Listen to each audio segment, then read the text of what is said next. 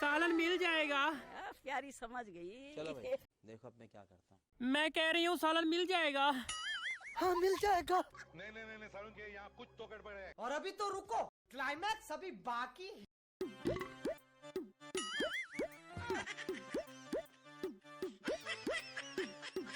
ये ले आपका सालन। जानू मैंने सालन खा लेकर जाना है। अच्छा अच्छा, मैं नौकर। जानू कितने पैसे हुए? पैसों की बात नहीं है, बस आप आते जाते रहना।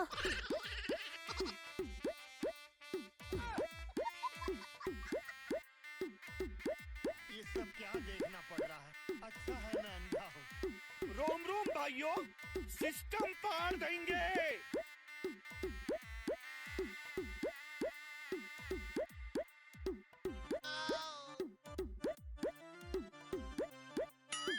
आज तो मैं अपनी जानों को देख कर रहूंगा।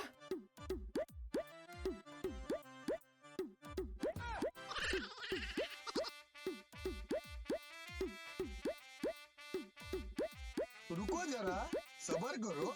बोला धक्का मुक्की नहीं करने का।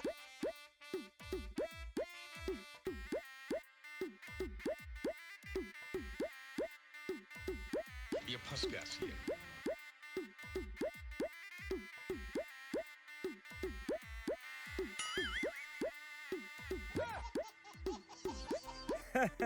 कैसे हो ठरकी?